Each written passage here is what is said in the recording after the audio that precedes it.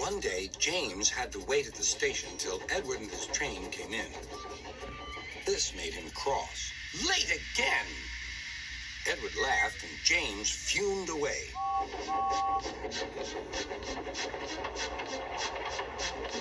After James had finished his work, he went back to the yard and puffed onto the turntable.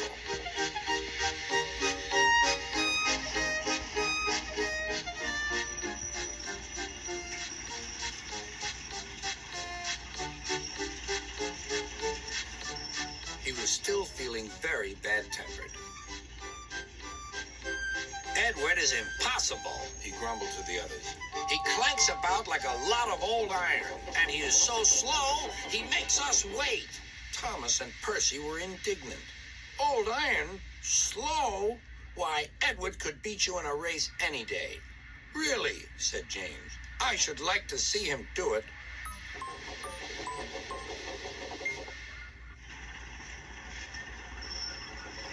Next morning, James's driver was suddenly taken ill. He could hardly stand, so the fireman uncoupled James ready for shunting.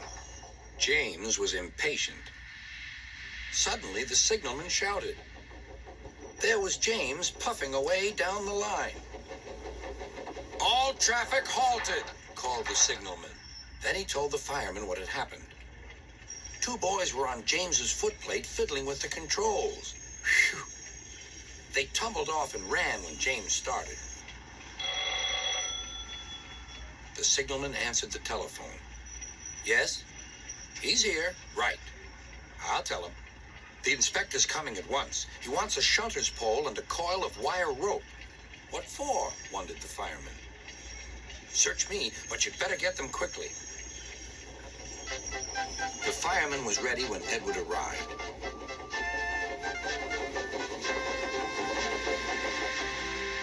The inspector saw the pole and the rope. Good man, jump in.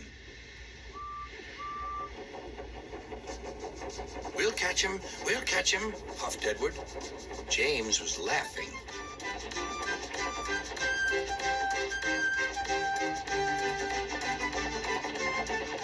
What a lark, he chuckled to himself. Suddenly, he was going faster and faster. He realized that he had no driver. What shall I do? I can't stop. Help! Help! We're coming, called Edward.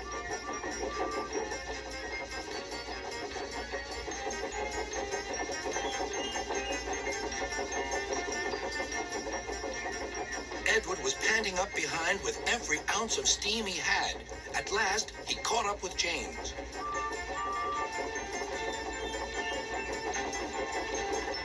Steady, Edward, called his driver. The inspector stood on Edward's front, holding a noose of rope in the crook of the shunter's pole. He was trying to slip it over James's buffer. The engines swayed and lurched. At last, got him, he shouted. He pulled the noose tight. Gently braking, Edward's driver checked the engine speed, and James's fireman scrambled across and took control. So, the old iron caught you after all, chuckled Edward. I'm sorry, whispered James. Thank you for saving me. You were splendid, Edward. That's all right, replied Edward. The engines arrived at the station side by side. Sir Topham Hatt was waiting. A fine piece of work, he said. James, you can rest and then take your train. I'm proud of you, Edward. You shall go to the works and have your worn parts mended. Oh, thank you, sir, said Edward. It'll be lovely not to clank.